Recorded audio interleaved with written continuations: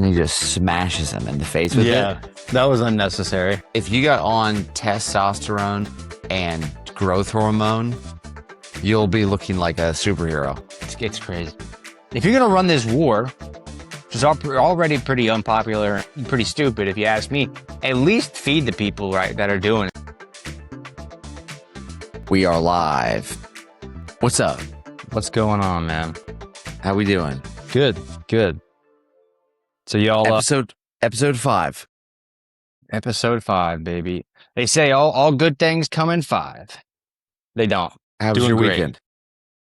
Good. I just got a workout in, and I was going to tell you tomorrow we're moving into a bigger warehouse, so that's really exciting. Finally get out of the small one. Nice. Get some nice. Stretching room, some elbow room in there.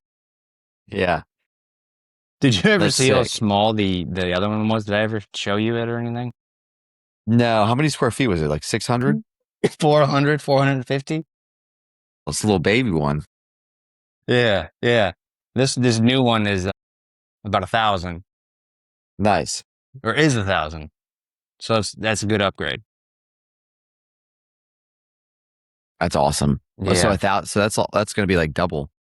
Yeah, a little more than double. So I'm going to try to move everything in a day. And yeah, then I can start looking for, employees and stuff. How close is that to the one you're currently in? Like across the street. That's not bad. Yeah, man. So it's just like moving stuff's going to be like boom, boom, boom. It's not going to be real fast. So nice. Hell yeah. Well, it's going to be quick then. Mm-hmm. Yeah, I think we can get it done in. I don't even think it'll take a whole 8 hours, if I'm being honest. That's not bad. Yeah, so one day, moving all your merch over, all your supplies. That's sick.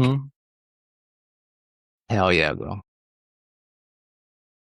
Yeah, that'll be nice. How was your weekend? Good. I had what did I do? Yesterday, I was just running around getting things done because I think I told you I've been having a bunch of furniture moved in. So when they left, they're like, we can't take the boxes, the big boxes, the cardboard, because it's new. So everything they move in, it's already in boxes. They have to unload it, set it up, and then they're like, yeah, we can't take the boxes. And I was like, oh, geez. So I'm like, just put them in the garage. So yesterday, I was taking all these giant ass boxes over to the warehouse dumpster because they were filling it up. So that was my big main mission yesterday. And then side quests like doing stuff for the business, making phone calls, little thing, trying out a new deli. That was good. But yeah, nothing crazy. Sick. Yeah. I love delis. Yeah, that's my fat side quests for the weekend. What'd you get? Man, a baked potato, a lemonade, and then the other thing. What the hell was the other thing? Well, the main thing. It wasn't a Reuben. It was this other type of sandwich that was just amazing. But I don't remember the name of it, honestly. I'd have to look at the DoorDash. Brittany and I love going to sandwich shops. Especially a Jewish deli. Well, yeah. But the bagels. Those are the ways yeah. There's one in town called it's Anna's. Mm-hmm. And they have a really good one. It's like turkey ham, super thinly sliced, and it's on rye bread, and there's lettuce, cucumber, coleslaw, and I think a couple other things on there too. But that one's really good. I love sandwich shops. Whenever we go to New York City, I got to take you to some of the sandwich stops they have there. There's this place called Katz Deli, this legendary place. Celebrities go there, and they have crazy good. Like if you were to look up look how stupid that looks. If you were to look up a picture of Katz Deli and you see the pastrami hams that they have, it's just a sandwich full of like red meat, and it's so good. It's because it's not it's cuts of pastrami and shoot. Let me look up the other one.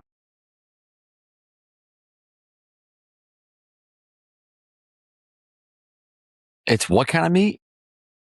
Does Katz Deli use for pastrami? It's pastrami It's and the other one. cat belly? Katz Deli and pastrami and like one other thing. Or maybe it's Pepperoni? two types of pastrami: juicy sliced pastrami and lean sliced pastrami. I thought it was two different types. Anyways, I only went there like once. It was a long freaking time ago. But you'll see like Rogan goes there, or maybe not, some other. I think he went there, and it's like it's one of the big attractions of New York City. I think it is in Manhattan. It's one of the boroughs. I don't know, but if you go to like I believe it was the Freedom Tower tour that you go to the top at the Freedom Tower, right above the 9/11 memorial, and you can look out to like the Bronx, look out to Brooklyn, and it'll have like obviously like the Statue of Liberty, but in each borough you look at, it has the main attractions of that borough, and like Katz Deli is one of them because it's been around for like, I don't know, 100 years. I don't know how long it's been around, but it's like a big thing. Anyways, got it. I feel like I've heard of it. Yeah, no, it's amazing. But I'd love to go there one day with you to New York City because that's like my favorite city. Yeah, I feel like New York City's the mecca for food. Yeah, it makes no sense because like everyone's in shape there. At least that I. Well, you gotta. Seen. Yeah, I guess you gotta walk everywhere. True. That is true. So you gotta walk everywhere, and it's so expensive. I'm sure you have to have good food in order to like actually retain customers and keep business going. So you have to be a standout. You can't just be some Joe Schmo off the streets. Right. Gotta come correct with your food in New York. Yeah, and they have to kill it and get it right because they have not only competition because it's such a foodie city, but you have to be good to survive because it's so expensive there and compete against everyone else. Yeah. So you have to get your restaurant right. Yeah, that'd be tough. That'd be tough. Yeah, imagine that, having a business there. I can't imagine living there, let alone owning a business in New York City. Yeah, I mean, if I had like a boatload of money, it'd be cool to have like an apartment in Brooklyn or something, but not live there permanently. Yeah. I would probably do a lake house outside of the city. Mm-hmm. If you had a ton of money, I don't know if I could live in the city. Yeah, it'd be interesting to stay in the city for a long time, Mm-hmm. Do like a long trip, couple weeks. Bro, it's like nothing else I've ever seen. And when I think it was Tim Robbins was on Rogan, he was talking about like when he went to the main difference between New York and LA, or one of the main differences. He's like, you go out in LA, you have to go look for a good time. You have to go look for people to meet, things to do. He's like, you walk 5 minutes in New York City, he's like, you run into like 3 things of things to do. And there was just so much going on. And it's so true. Like I was at a food truck one time and I look over and I don't know if this is in the financial district or where, but like there was these guys that looked like, I mean, like top-notch business guys. They could have been like Wall Street bankers, whoever. And I look over and there's just like this homeless woman, like getting crazy. And I look back over at the guys and like they were on their phones doing like whatever. And I look back over at the woman and she is bare naked in the matter of like 10 seconds. And she has her shirt and she's swinging around her head and she's slapping the ground at the same time. And I was like, yes. I was like, this is something else. And then you see in that scene explains so much, like not only the wealth disparity, but like just how in that one spot you see 2 different things going on. two different quests going on at the same time. You know, millionaires right next to a lady swinging her shirt around and hitting her feet. And that's New York City in a nutshell. You just run into whatever at that point. When we lived in D.C., we would see stuff like, every few streets you might see something like that. In New York, it's like every 10 feet you see that. So yeah, New York's got. I feel like New York has quite a dichotomy between just upper class and poverty. mm-hmm. I can't imagine what, because I mean in that area you have the absolute probably some of the poorest people. Well, actually, I don't know. Maybe homeless people in New York City probably make a lot more than a homeless person in Middletown, BFE. Yeah. So just because there's just more people with money. Homeless person in New York probably makes way more than someone in a random place in Mississippi. Yeah, they'd be rich in Mississippi. Right. Turns out you're homeless with that kind of money in New York City. Yeah, there's quite a dichotomy there. I mean, you probably have some of the richest people in the world brushing shoulders with, absolute poverty, homeless, no wealth. Very Americana. So true. Very, very American. Yeah, that place is cyberpunk in a nutshell. It is cyberpunk. Yeah. What better place? There's no better place in America, or I guess just on Earth, where you can just get bare ass in the streets next to probably rich stockbrokers, and the stockbrokers are probably like, another day. They probably, those sickos probably like it. They're like, yeah. He goes, this is all about the grind, man. Somehow they're getting motivation from, or they're probably, throwing money at her. Yeah, if they're not naked, we're not trading hard enough because we got to steal even more. For real. We were at a lake house this weekend. We left Friday. Then they were there Saturday, came back this morning, had to wake up early this morning for church because we wanted to make it to the 11 a.m. mass. So we made that, which is great.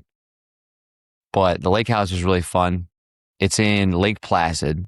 And I didn't really know this, but because Florida is just so flat, especially when you're on the West Coast or the East Coast, any of the coast, because you're right next to the water line. But we probably went in like 30 minutes into like the middle of Florida, and there's already hills. And I was like, oh, that's pretty sick. Like you're 30 minutes from, like Sarasota County, just going east, deeper into, kind of, Lake Placid area. What's the other lake called? Okeechobee. So like that area. And as soon as you start getting over there, there's like hills. And I'm like, you feel like you're almost in Georgia, which is kind of sick. I guess Arcadia is probably in that area too. But it was a good time. Buddy brought his boat and he brought skis. So you could go skiing. Basically they're pulling you and you're on the skis. And then I didn't get to try those, but he did have a wakeboard. So I tried the wakeboard, which was sick. Got up a couple times. Well, I got up every time, but as soon as I was up, my balance was so heavy forward that I would just get ripped forward. So I was probably up for like 10 seconds max each time. And that was after tubing the whole day yesterday, or the whole day, I guess Friday we tubed. So your hands are all ripped up. Like that one's all cut up. Yeah. And by the time I got to the wakeboard, I was toast. And with the wakeboard, you have to have like your arms are up and then your legs are up as you're getting pulled and the board's against your feet. So the water's just coming this way. And then you have the board right here below you and then your feet. So you're all crunched up, kind of like you're on a rowing machine. Yeah. So it's super, super awkward to like kind of get up. And this one didn't have any feet. It didn't have like a secure place to put your feet. It was There's no attachments. So that one's like a little harder to manage because there's not like something specific to where like your feet lock in and you stay on the board. But it was fun. The tube is fun too. And we had his old boat last year, which was more of like a lake boat. And then he got a new boat, my buddy Caden, and I mean, this thing rips. And we were flying. And by the time, I think it was, yesterday. Well, I got to show you the videos, but I have all of the endings of everyone on, like, as we keep going faster and faster, and then you hit a corner, and then everyone's just hanging onto the tube and then flying off. And then a couple of us would just skim across. You're going so fast. My buddy Ryan, he flew off and he's literally in a seated position, skimming across the water. And it's nuts. I can't hear out of this ear because there's water in it still. Dang. So yeah. And then our eyes, the water, when we're going so fast, I would I was doing like somersaults across the water, and then your eyes bloodshot because there's a bunch of water just smoking your eye. But it was fun. It was a good time. And the weather was nice too. It wasn't as hot because I think we were kind of more inland. Mm-hmm. But I don't know. I was thinking of like, what would be cooler, a lake house or a beach house, or would you want land? Like if you got to pick like, prime time location, like what does that look like? Because a lake house would be sick, I think. Honestly, dude, I don't think about stuff like that. If I'm being honest with you, I don't know, maybe a beach house. I just don't think about like buying properties and stuff in terms of it's weird. I've only been focusing on like the business and stuff, so I don't think about. I want a place with land, but I also would love to own a place in a city. Mm-hmm. So I do like the cities. You like the convenience of a city? Yeah, and the craziness. But I couldn't Yeah. live there 24/7. That's why I'd have like a lake house would be sick. Beaches are cool, but like being there all the time, the sand, I don't know. I think I'd want a lake house more. And a place in the city would be pretty sick. And I wouldn't Place in the want to. city. What were you saying? I wouldn't want a place with land because as weird as this sounds, whenever I'm in rural area, even when it's beautiful, I'm always depressed. I don't know what it is about farms and stuff. I just feel weird. And I love farms. I think they're beautiful, but yeah, it doesn't matter where I go. If it's too much land and there's not enough people, I just feel weird. Even when I'm watching movies, I feel weird. It's like some house on the middle of land. It's just, I'm not used to it. Not that like cities aren't depressing, and there's way too many people. That's why I think a lake house is a good mix, but very weird. I feel like I know what you're talking about. Yeah, just I don't know how to explain it. Too much isolation. Yeah. Kind of feels depressing. I don't know what the hell I'm saying, but it makes sense to me. I think that makes sense. Which one would you want? I think a lake house would be cool. I think a beach house, storms, that would suck. Especially in Florida. You don't know if that thing's just going to go, catastrophic and your house is just gone. Mm-hmm. I feel like, I mean, waking up, walking out of your room, and I would, like, if I'm imagining it, an open floor plan. So you wake up, you walk into the kitchen, you're looking through the kitchen, through the living room, and the back doors, just have like a kind of a scenic view of the ocean behind it, ocean and beach. That would be sick. But at the same time, I don't know, I think a lake house would be a lot more chill. less storms. If you're into water sports, it depends on if you like the water, if you like going to the beach, if you like, if you like a lake house, do you want to have all the water sports like boats and jet skis and tubes, and Right. do all that kind of stuff? I guess it just depends on, what you want to do with your time. I'm thinking if you're more of like, hey, I want to go out, I want to, maybe go to dinner, this and that, night in the town, I would think city or being close to the city would be more ideal than having, a bunch of land. I will say this, I always have to be close to water. I can't be more than 30 minutes away from water because I feel like I would get claustrophobic if there's just too much land. Like if you're Yeah. landlocked, I feel like I go a little crazy.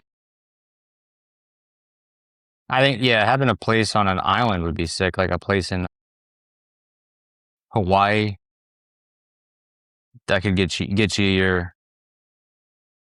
your the beach fix.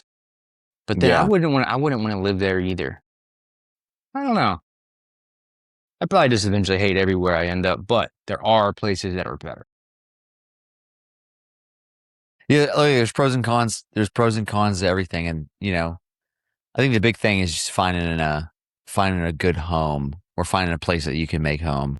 I Mm-hmm. think I think the other thing is where are your friends at? Where's your family at? I think those things matter too. But I like Florida. The only thing about Florida is it gets so hot here, and there's no seasons. Yeah. I guess you can't have it all. The only place you'd be able to have it all is if you're in California. California probably geographically might be one of the best places, probably the best place in the United States. As far as like, I think if you're in San Diego, you can go skiing and you can hit a beach in the same day. Well, I don't There's know not about many places you can do skiing, that. or maybe it is. I don't know. I thought San Diego is like Southern California. I thought. Can you ski down there? I thought that's like Northern California. Either San Diego or maybe maybe it might be San Francisco. I can't remember. Yeah, it might be San Francisco I'm thinking of. But they have, there's places on the coastline where the mountain range is, right over there. And you can See, just you could do it all. that's a place I would love to live, even though I've never been there. I just hear it. So if it wasn't so crazy, San Francisco, I think would be awesome because it's like 60s the whole year. So you can wear a coat, Mhm. high 60s, low 70s all year. There's so much to do. It's just a cool city. It's not that far away from different activities you can do, like, the mountains. There might be skiing. I don't think there's skiing in San Francisco, but like, I know it's just an awesome place. There's so much Yeah, going on. I've heard it's sick. Everyone that's been there, and I had a buddy that lived there, and he was like, dude, he goes, besides like, obviously the things that are going on locally, especially with like the homeless people and crime, Hmm. he's like, it's a beautiful place. And like, there's nothing like it because of the way that it's built. You have the houses on the side of a huge, steep hill, Yeah, I love you that. know, the structure, it's all unique. There's a lot of shows that have been filmed around there too. So very beautiful place. I think of San Francisco makes me think of Miss Doubtfire with the trolley going down and up the hill Yeah. because that's Yeah. Yeah. where, Yeah. where it's at. Show's over. I love that movie. Oh my God. All right. What do you want to get into? You want to get into peptides? You want to get into the last season of House of the Dragon? Let's do House of Dragon because There's I rewatched that last night because I couldn't watch UFC, so I rewatched that episode. all right. Yeah. Let's do it. What do you got? What do you think? Whoops. I liked it. I thought it was like we've talked about before, or you've said. I thought it was the best season. I mean, the first season was awesome, but I'd rank it number one, at least number two. And I think it covered everything we needed to see. You had the Battle of Tumbleton. You saw I think they call them the dragon seeds, the homeless people that they gave dragons to. I think that it showed where that was going and how bad of an idea it was. It wrapped up that Rhaenyra is becoming like Rhaenyra the Cruel and turning into like Daenerys Targaryen almost. Even though I kind of liked it, she's finally stopped being kind of soft and indecisive and just went full on. But there's a way to rule with power. She just went from being like kind of like passive and indecisive to just I'm just gonna kill everyone. It's like get in the middle here. And let's see what else.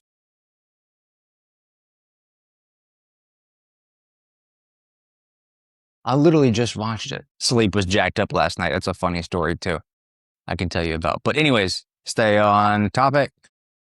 What happened in the beginning? Do you remember? I'm literally going blank. I only remember, I watched the second half of it. So that's like all I can remember. But do you remember what happened in like the beginning? Yeah, the beginning is a lot of the build up to the battle. So That's like the right. first half. Right. The first half is like kind of, them building up to the battle. They bring out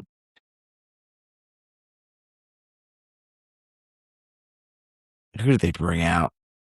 I'm pulling up everyone's names here so I don't get this messed up. Do you remember? I also liked how it wrapped up.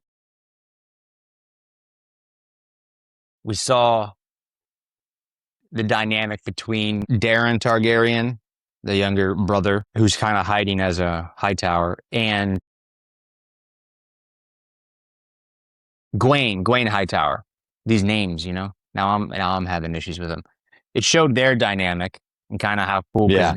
Gwaine's trying to like protect him, and I thought it was funny how Gwaine came out with Lord Corlys to Daemon and Roderick and the other lords, and they were trying to sue for peace. But before that, you see that Daenerys, might as well be, Rhaenyra got news that Aegon was alive. Remember, she was freaking out. Rhaenyra was freaking out with Daemon in the beginning, like having a panic attack. Yeah. And she's like, oh my God, he's back. And she was like, I want you to go to Tumbleton and basically kill everyone. Because she's like, this is ridiculous. And if you remember, because a lot of people were criticizing that Daemon and Roderick didn't sue for peace when Gwaine came out with Corlys. And if you remember a couple episodes ago, Daemon and Rhaenyra accepted the peace offering from Ormond. Remember that? He's like, he got on his knees and he laid down his sword. And then like the next episode, he completely turns around and takes Tumbleton. They already tried with peace with these people. So people were criticizing that he could have ended it, and Daemon and the Northern guy could have ended it. But the Hightowers already screwed that up. They're not really trustworthy. And I guess they kind of could have been. There was no other way. They couldn't really, I guess, get around that. That army has to be wiped out. And then you see somebody else wipes them all out. So that was really cool, I thought. Yeah, it was really good. There were some things that you kind of expected. Obviously, spoiler alert. Is it Ormond? Is that his name? Yeah, the guy with the smells. Hilarious. Yeah. Just like the guy's got the smelling salts. You, me, and people in our family, we hate the smells. Yeah. I hate loud noises and the smells. So yeah, the leader of the North, the Northern. Yeah, Roderick. Yeah. He iced him. That was pretty sick. That guy is a wild animal. The leader of the North? Yeah. I love him, but like he is a wild animal. What's his name? Isn't it like something Roderick? Can't. Let's see. Names of people in House of the Dragon season.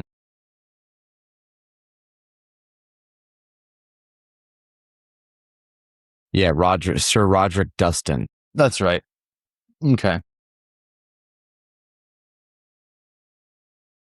Yeah. So, did you see when he gets over the wall and he's kind of running down running down the bridge of the wall, and there's that handicapped kid. I think the kid has a jacked up leg, and he's hitting him, and he just takes his axe and he just smashes him in the face with it. That was unnecessary. Dude, I saw that. That came out of nowhere. I was like, whoa, dude. I woke, Brittany was sleeping, and I burst it out. Cause I was like, it was funny, but it was also like so jacked up. I was in shock. Yeah. I was like, oh my gosh. Like it was just, and they were just giving them a briefing. And remember when Damon was like, he's like, you got to keep the Queen's law, minimum casualties. Don't hurt. We have a precedent to set here. The realm is watching. This dude just goes over the wall and just slices a child in half. It's like, man, dude. Crazy. I was like, holy, that was like it felt like a callback to old school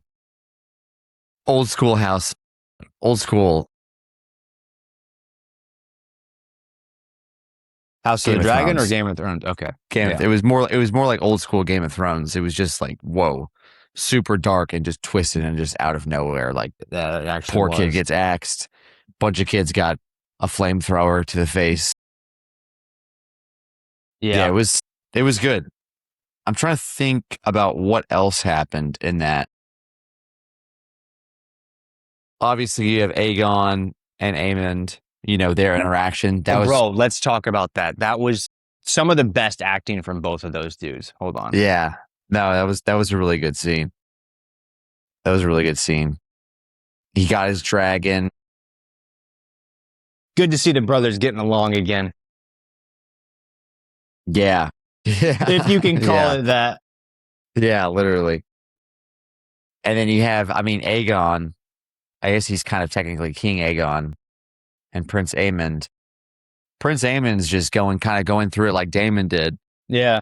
Where, he's kind of in a full-blown manic episode, just losing his mind. And because one-on-one, Aemond's gonna take him. If it was like a sword fight. Oh, for sure. Yeah. Versus Aegon. But I thought it was just funny. He's just on his knees, just full-blown panic. Probably doesn't even know if it's real or not. He's probably thinking, I could be hallucinating right now. He doesn't have his dragon. He's got this witch taken care of. He's like, I just want this to end. Whatever's happening right now in my life. Yeah. Yeah, literally. He goes, walks up and goes, smacks the hell out of him and goes, I'm back, imbecile. And I really want to yell the rest of what he said, but I can't say it, but I was laughing so hard. He's in his ear screaming at him. And I was like, for having burned someone, he's really going light on him. He's all disfigured because of Aemon. I know. And why he only smacked. Why did Aemon attack him again? Was he, because he wanted to be king. Yeah. Because after that, I couldn't remember. Because I remember it was one of the final it was one of the final battles before his dragon got smoked. I was watching the episode again with a friend, and I remember the previous episode before we find out the dragon is alive, Sunfire. He goes, Sunfire's alive. And Clubfoot, I can't remember, Loras, these names was like, no, you got to let it go. Like, he's not alive. And I was like, maybe he's alive. I was like, maybe he is. That'd be awesome. He's dead as can be. He's been sitting there forever. And then he just comes back. It's crazy. So, we don't know to really know the full lore of the dragons, you got to look into the history and how they were made and everything. But I had no idea that Stan could just come back from the dead like Lazarus, because it had been I think months. So. Are they known to do that? Can they just revive? That I don't know, but they were made from magic. They were made in old Valyria, where the Targaryens originally came from.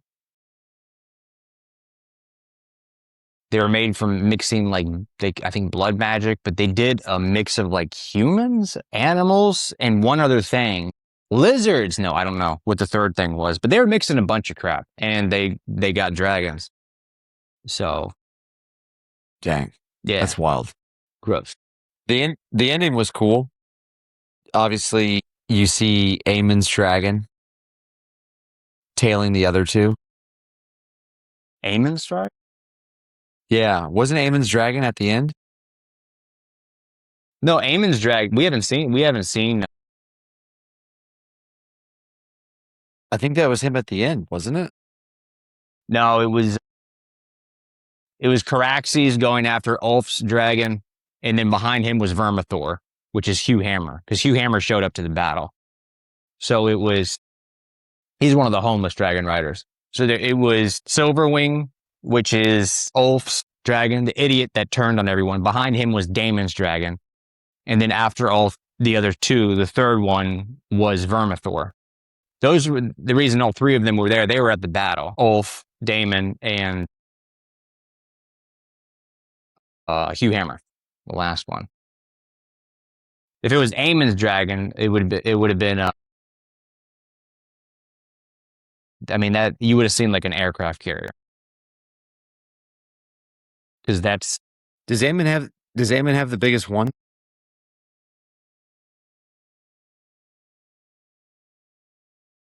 I can't remember the name of it right now. He's one of the OGs that came over with Aegon.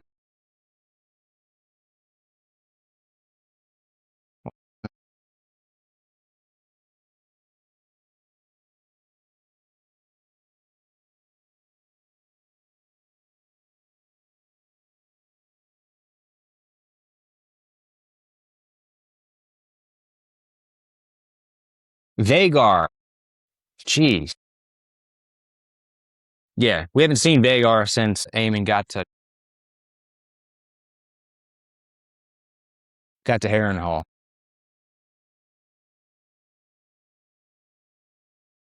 I thought, okay, Vermithor. I thought Vermithor was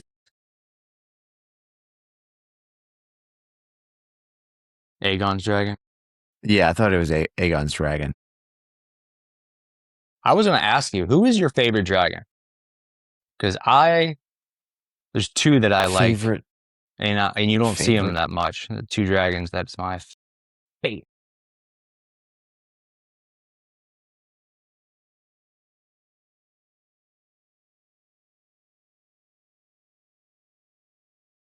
I'm not a huge fan of Daemon's. It's kind of weird with his long neck. You know, he's kind of funky. Yeah, I think you told me a while ago, maybe a year or two ago, his was your favorite, and I liked him, but then I started thinking the same. I'm like, he's kind of strange looking. He's cute Yeah, I because he's think always talking, but he is kind of. Yeah, he got more screen time this season, and I'm like, Yep. I don't know. Yeah.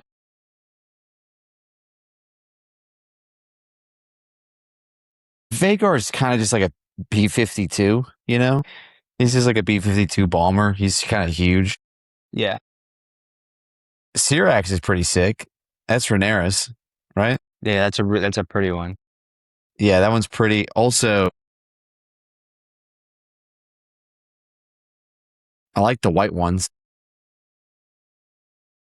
Ulf White, Which ones are white? Silverwing, and then Moon Dancer. Those are kind of like white looking. Sea Smoke. Oh yeah. And there's Dreamfire. Those are kind of sick looking. So yeah, my Which one's- favorite is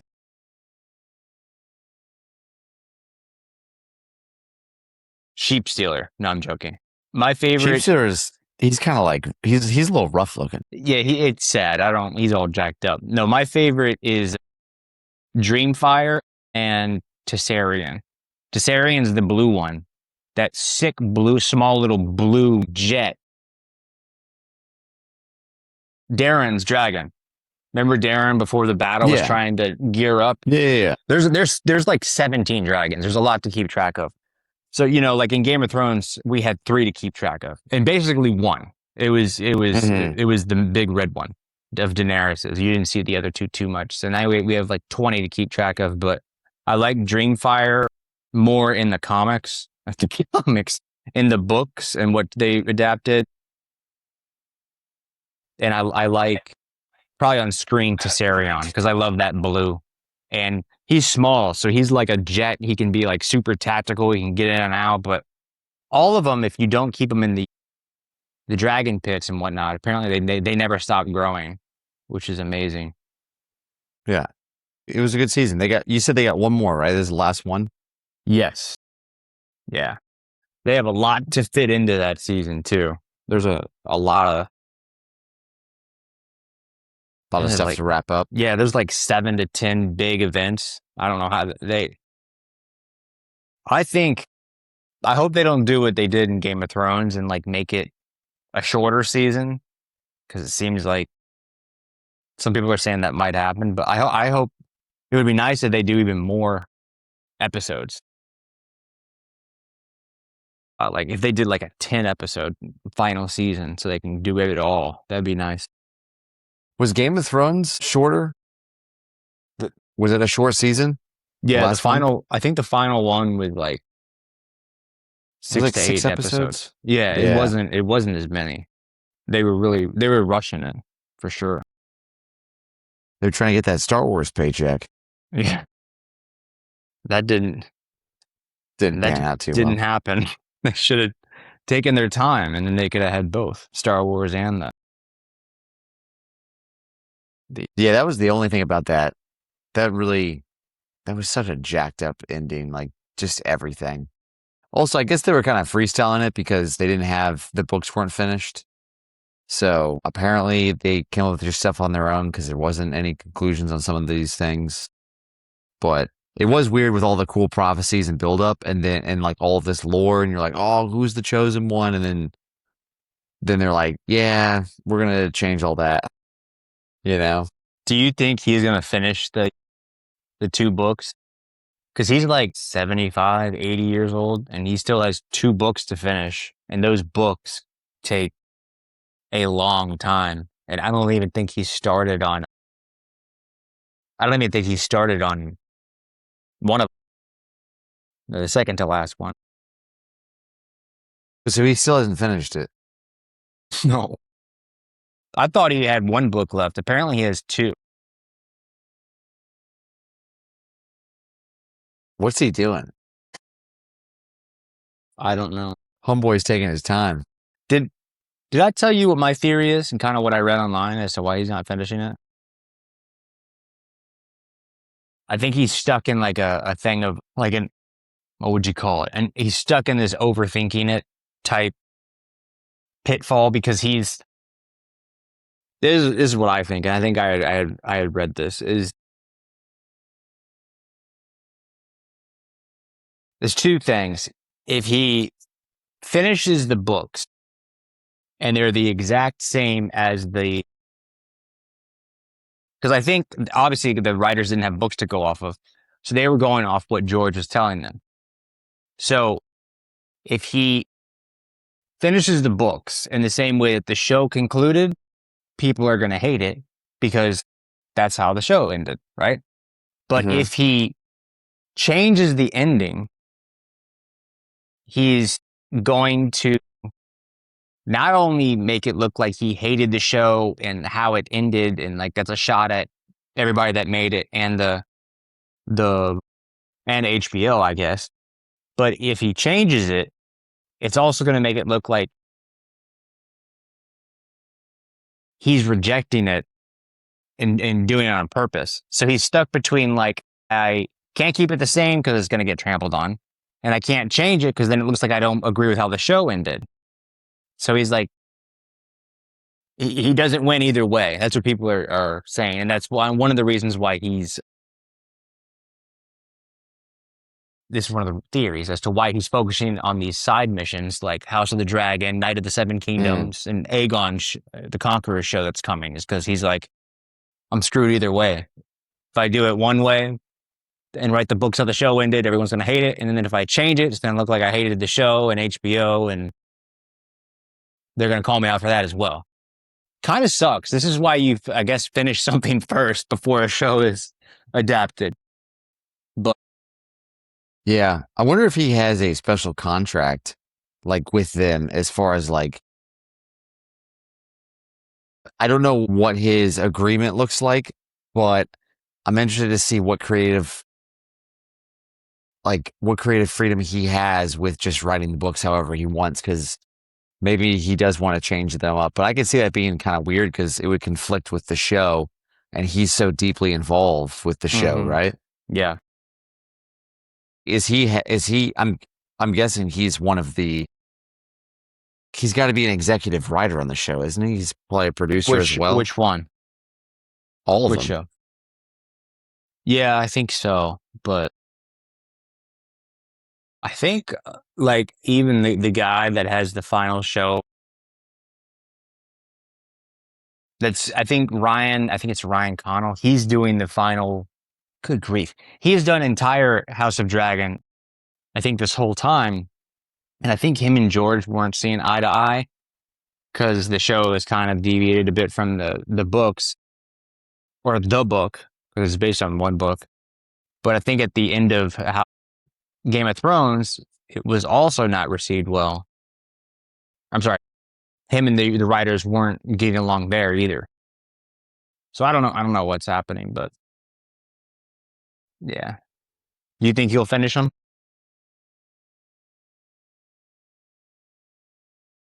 He only wrote 4 Game of Thrones episodes. Okay. So he was directly involved as a producer.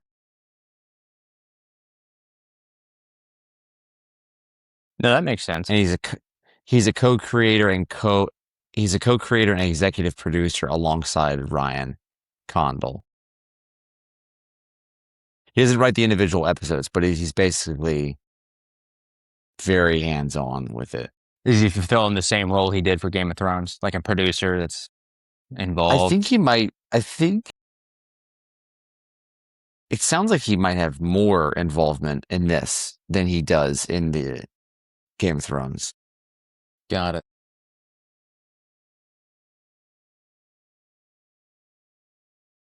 HBO series as a producer. This one he's a co-creator and executive producer. So it sounds like he might have more input into this.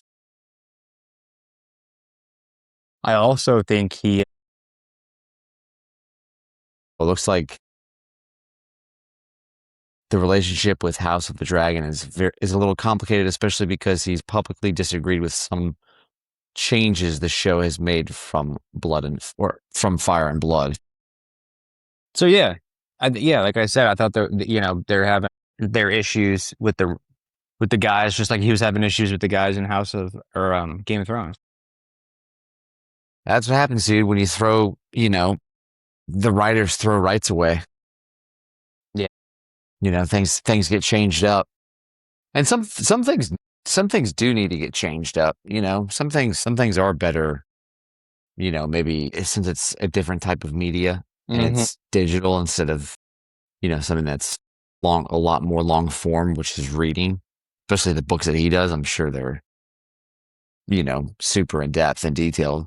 So, have you ever read anything from the books? I was reading like a paragraph or two from one of the books, just trying to see the context for one of the episodes I was looking into. And it's not obviously on Tolkien's level of like old English, but it's not like you have to reread some of that stuff. There's so many characters going on. It's like, man, it's hard to keep track of it. I'm too dyslexic for all those names.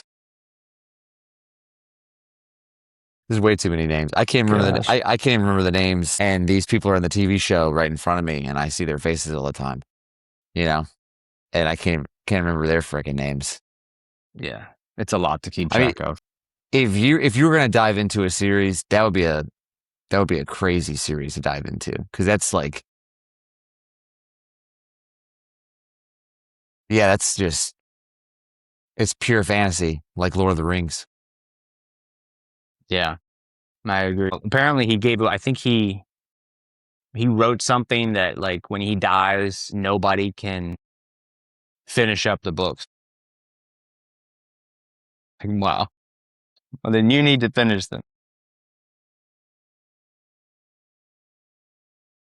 Yeah, what's he doing? And he's just a weirdo. Is he? Yeah. I mean, just That's look at what that's his content, you know? yeah, that's strange. That's really weird. It's also kind of like controlling. There's definitely some ego in there. Yeah, I think when Tolkien died, his son finished up some stuff. So it wasn't that he wasn't as gone. Well, Tolkien didn't drag this out till he was in his 90s. Yeah. You know, like Yeah. pretty sure he wrapped it up when he was in his 30s. He has an amazing story. Oh yeah, really great story. World War II. Saw a bunch of No, World War I, trench warfare. World War I. Yeah. No, you're right. Yeah, World War I. Yeah, infantry, hardcore. Yeah, then to go make a series like that, and then to be talking with some of the greatest minds at that time.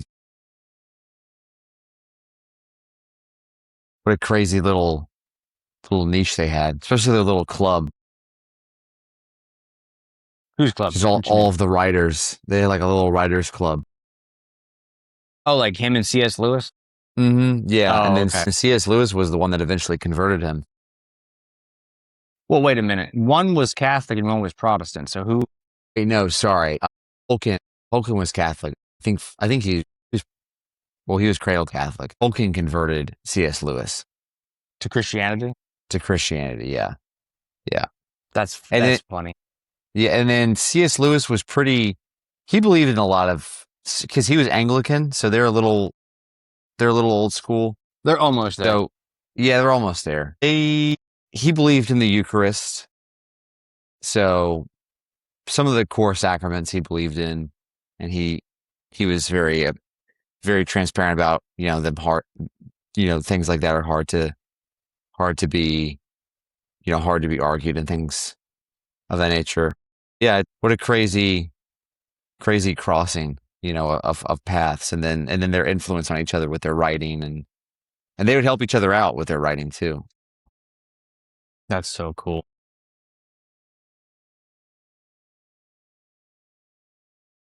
So I'm trying to look up C.S. Lewis real quick. Oh, nice. All right. What's your stack right now? Peptide stack? Yeah, and your workout stack. Yeah, my peptide stack, dude, the Tesamorelin is working. How have you noticed? Because I've also noticed that I've gained a few pounds, but I'm also looking more lean in my stomach and it looks a little bit smaller. I haven't measured or anything, so I don't know specifically, but we know our bodies. Like we look in the mirror multiple times a day. Mm-hmm. I mean people that are, trying to get in shape, but I do that as well. Like you can tell when the times are changing in the midsection. Yeah. Yeah. But how have you noticed the Tessa? Sleep. My sleep is way deeper. Like I am out. I feel like especially on the Retta, because on the Retta, my sleep is a little funky. I think it's just because your heart rate and your cortisol is increased when you're on Retta. That's not good. So there's that natural kind of like, got to go do something feeling. But with the Tessa at night, I have just been sleeping like an absolute brick. Like I'll wake up, it feels like I come out of a coma. I'm like, oh, like there's drool on my face. Is it hard to get up? I could keep sleeping. Interesting. But I wouldn't say it's hard to get up. If I go to bed, if I go to bed at 11 and I'm waking up at 7:30, that means my eyes are shut by like 11:15, no later than 11:30. So, a solid 8 hours of sleep on the Tessa. I feel like it's a very deep and recovery sleep versus just regular sleep, especially sleep on just Retatrutide, because Retatrutide just naturally jacks my sleep up. But I have more energy, so it kind of like balances it out. It's kind of weird. Heck yeah. You know, if I was just taking the Retta like jacks my sleep up, but I feel I have more energy throughout the day. So it kind of like equals it out. I might have to increase the Retta because I am eating. I'm not hungry, but when I eat a ton. Like I eat way more in one sitting than I normally would. And the Retta usually like curbs all that, but it's just not. So I think they're kind of battling it out a little bit. That's But hilarious. I would say sleep's been better. I have I have gained more weight, but I think a lot of that's water weight too, because you gain a lot of water weight with Tessa. I think the HGH secretagogues apparently you retain more water, and then also creatine. I'm taking creatine, taking beta alanine, L-citrulline. So those are big. The peptide stack though, right now I'm taking Retatrutide, MOTS-c, Tesamorelin, and Kisspeptin. MOTS-c, I think MOTS-c is working. I don't know. They all kind of like MOTS-c is very similar to the effect. Like if you look up MOTS-c benefits, to me they kind of are similar to Retatrutide because people on Retta have either side effects, as in like they're slowed down, they're lethargic, tired, that kind of thing, or there's people that try Retta and they get a bunch of energy from it, which is what I already have. So the MOTS-c I think is helping. Interesting. Well, I don't know, but that stack's working. I probably won't do, if I do it again, when I do the stack again, I think I might just do Retta and Tessa. And then if I feel like my energy's low, I'll add in the MOTS-c. Because the MOTS-c is supposed to help with like mitochondria and cellular energy and things like that. But it's hard to tell. So I think I'd probably just take those two and then see what that feels like. And then I'll add in MOTS-c after. Because Peptin's been good. It helps boost your natural sex hormones. It helps with your sperm count and reproductive hormones. And then it also helps with your testosterone, free testosterone, estrogen. Which one? That's Kisspeptin. Oh yeah, I'm not taking that one. Yeah, that one's not bad. I think I was getting side effects. The dose might be too high, but I was getting side effects of kind of it feeling edgy. And, when I've taken things that have boosted my testosterone, or if those things are too high, I can get side effects of like, you feel like you're just kind of on edge, or you got to work out, or, you might just grab a table and flip it. But yeah, I'll probably take, because I'm taking that one 3 times a week. I'll probably cut that one back down to maybe once a week or twice a week and see how I feel. But it's a pretty good stack. It's a pretty good stack. It's hard to know what MOTS-c is doing. Everyone's very, very big on MOTS-c. I think I might need to increase the Retta though. I'm at 1 milligram right now. I'm at 1 milligram MOTS-c, 1 milligram Retta, 1 milligram of Tesamorelin at night, and then I'm at 0.2 grams or 200 micrograms of Kisspeptin. So it's pretty good right now. And then I think I'm on week 4. Going into this week will be week 4. So all of these started at the same time. So week 4 taking all of these. Okay. yeah. So that's the way. Yeah. If there's anyone watching, they're like, hey, how should I do it? I would just get a stack, because each one kind of does something different than the other one, but it's not like you're not taking like exogenous hormones. You're not like taking steroids or actual, growth hormone GH. So the effects are a little more subtle, but Retta definitely works and Tessa definitely works. All the other ones I've tried, I'm like, I don't know if it's working. It's hard to tell because everything's kind of mixed in, but Tessa definitely works. Retta's definitely working. Tessa's maybe working too good. You're taking 1 milligram or ml? Yeah, Yeah, 1 milligram at night, and then That's what I one was thinking. milligram. Yeah, 1 milligram of Retta on Saturdays, and I take that with my MOTS. So I do both of those once a week. I know there's people who are like, "Oh, you got to take MOTS once a week." There's people that take it 3 times a week. There's people that take it Monday through Friday. No It's a one little out knows. of control when I'm looking up dosaging and how many times to take it, because it's already enough for me to take everything once a week, and I take the Tessa once a day at night. So, but yeah, I'm taking out of all the stuff. I really was hoping that the Retatrutide would, turn me into Stallone, because I look at these before and after pictures, and I mean, these people turn into like Greek gods, and some people are like, I didn't even do cardio, and I'm like, man. But like you and me talked about before, it's like maybe if I just hone in on the right appetite suppressant, I'll probably get the rest. So that's why I'm trying the GLP-2, which is tirzepatide, and instead of the GLP-1, which was semaglutide, switching over to that. And then I'm basically doing the exact same stuff that you're doing, other than I'm not taking the Kisspeptin, but I have all the new stuff on the way. You've only tried the 2 different companies, right? Because I've tried 3, and I'm hoping this one that I just bought from yesterday is good. And if this one isn't, there's another one I was going to try. Also, I'm excited because I haven't done anything other than the Tessa in like 3 weeks, maybe a little less, a little bit more. So I've had some time to cycle off, if you will, and give my body a break. So I'm looking forward to starting everything new and kind of on a fresh start. I've been in a break now. My body can hopefully try a new brand and, see if it works this time. Yeah, it's interesting. It's interesting. Have you bought from the site before? No, I No. bought from the original, We could. and then Pepe's website, and then now this one.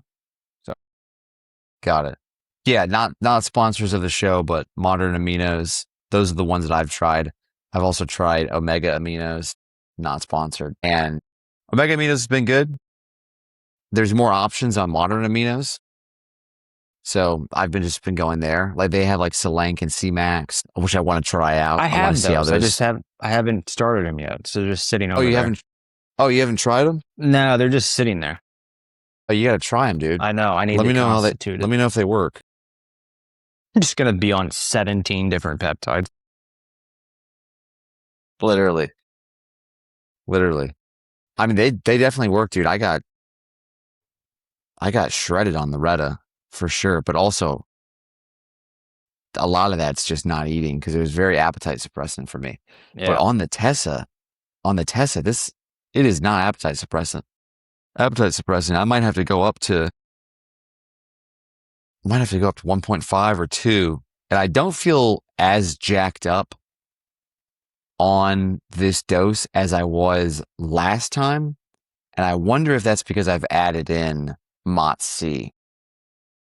Because the last couple weeks of the Retta, I was a little strung out. But that might have been the Kisspeptin too, because that affects your hormones. It's hard to know because you have so many things that are getting thrown into the mix. But people swear by the Tessa, saying that it shreds up and everything. Like, after 1 month, you start seeing results. And then I'm gonna do 12 weeks. I'm gonna do 12 weeks for everything. And then I'm gonna get to the 12-week mark. And if that's not enough, you know what I mean? Like there's a week left. I'm gonna be like, let's do 4 more and go to 16. At a higher dose or something, or what do you Yeah. mean it's not enough? Yeah. Well, I'm gonna get more. I'm gonna get more of this stuff because I'm trying to. I want this to be, dude. I want this to be. I mean, the goal is to get, a nice, I know. nice 6-pack. I got a 4, and then I just need, just that little midsection. That smidge. I just need that cut up. And we're so close. And I was talking to Ash last night, and I was like, I guess we were talking about the weight loss journey, and she was like, I was going, and I was like, this happens every time I get to like 160, 155, and I start to lose, I guess, focus and motivation, because it always takes like 3 to 4 months. And then I get to that point and I'm bored. And I've done this a bunch of times. I don't think I've ever gotten into the 40s. I know with my frame, because I was like 152, and I still have like a few pounds around my stomach. And I'm like, am I going to have to get to 145? Like, this is crazy. And I know everyone's like, well, it's not about weight. And it's like, yeah, but there is quite a few pounds still stuck around my waist. So I wish there was just like a laser that you could just point at your stomach and it just chisels your ass. That would be the best, because this is getting ridiculous. But I'm so close. This needs to get done before the holidays, because like when the holidays comes around, I got to really start hitting the GLP 1 or 2, so I don't just kill myself on Thanksgiving and Christmas. But yeah, man, we're close. I told you yesterday, I'm just trying to finish this race, because I am literally probably 5 to 10 pounds away. You are probably 5, not even 10 pounds away. So, and there's, like my inner thighs, there's still fat in my back. I don't give a crap. I just want the stomach. But I know that all that has to go first, because they always say that the stomach's like the last to go. It's like, why did God have to do that? So, but it is that's the goal. I probably also need to work out harder. I'm probably not getting enough protein, even though I bought all these protein things. There's a few things I could improve. Yeah, dude, it's not easy. And it's always the last, couple minutes on your run. It's always the last, couple pounds that you have to get off. It's that end of the race right before the finish line. That's like, you're just getting smoked, I know. And yeah, I know that feeling. I'm gaining weight on the Tessa. So I'm going in the opposite direction. Yeah. But a lot of it, I think, is water weight, because the muscles are just way more full, like way more full. And I also pee a lot on the Retta. So I feel like they're kind of balancing it out as far as like not looking just completely depleted, because that Retta will give you that super dry, like depleted, you've been pissing all day. There's not a lot of liquid in you, which isn't a bad look if that's what you're going for. It's nice. It's a skinny look. I was actually thinking of trying GLP-2, so Tirzepatide, because I've heard yeah, because I mean, it just has because the big thing for me, I think, on the test is just the appetite. So I can't stop eating. You were talking about going up in the Retta, but you don't want to get strung out, I guess, right? So. Yeah, and that's what can happen, because that Retta has that kind of third GLP. Is it the glucagon? And I've never really felt a decent appetite suppressant from the Retta, so that's just me. Yeah, I felt when I did Retatrutide by itself, I felt it at 0.5 milligrams. And then at 1 milligram, it was perfect. It was very like, I was able to eat breakfast, lunch, dinner, didn't want to snack in between. And then by dinner time, I wasn't, you're not eating a full plate of food. But just with my appetite, I don't want to get too high up on the Retta and then feel strung out to counteract the Tessa. Yeah. But I need to be, but the thing is though, this will be week. I think this will be week. I need to look back. This will be either week 2 or week 3 of 1 milligram. Because after a month, it should be built up in your bloodstream. Week 4, you should be feeling the effects. So if I don't after the 4th week, I'll probably, because I have a little extra, so I'll probably maybe up the Retta. But if I do it all over again, I mean, there's doctors that I listen to on YouTube, and they're big on, hey, you know, I tried Reta. It didn't do it for me. Also, there's like risks with the heart and things like that, and it just being elevated. And so it's only a couple, you know, like your heart rate's, you know, if it was at 60, you'd be at 65, which, you know, it's not nothing. But Yeah. it's all just Chinese chemicals that we're shooting into our body. Yeah. It's not like the end of the it's day. not like there's gonna be any negative side effects. Yeah. What did they remember those supplements back in the day? They called them like fat burners. There was a scientific or specific name for it where it was heating up your body. Do you remember that? Thermogenic. Wow. Thermogenics, yeah. I basically think that like that's all Reta is, because out of all the peptides I've taken, the only thing I really feel is the GLP-1. I'm about to try GLP-2. The only thing I've ever felt is a good appetite suppressant. The other ones, I don't know what Kisspeptin is doing, or Tessa, MOTS-c. I have felt the energy before, but it's not like it's a big thing.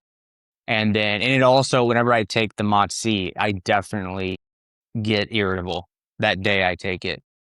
I'm so sensitive to a half a cup of coffee. I mean, it's just, it's crazy what things do. So anyways, what I'm getting at is like, if the Reta isn't curbing my appetite and doing these miracle things on the other side that they say they were doing, I guess all it is a thermogenic, just heating up the body, increasing the heart rate, you know? So, which isn't, you know, the worst thing, but I do look forward to the day when maybe when they come out with this thing and it's made by an official, when Retatrutide comes out and it's FDA approved, and like a pharmaceutical company in the US is actually making the stuff, the good stuff, maybe then it'll be crazy. Because sometimes it seems like the Reta we get are a little, it's been a little stomped on. They put a little bit of a baking soda in it. I want the pure stuff. So you haven't tried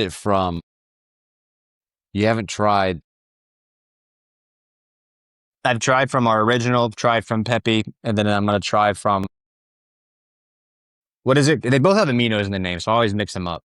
Modern Aminos. Modern, MA. yeah. Yeah, Modern Aminos, they're huge. A lot of people know about them, and they're very reputable. They do third-party testing for all their stuff. Again, not sponsored, not. One day we will be. But yeah, that'd be sick.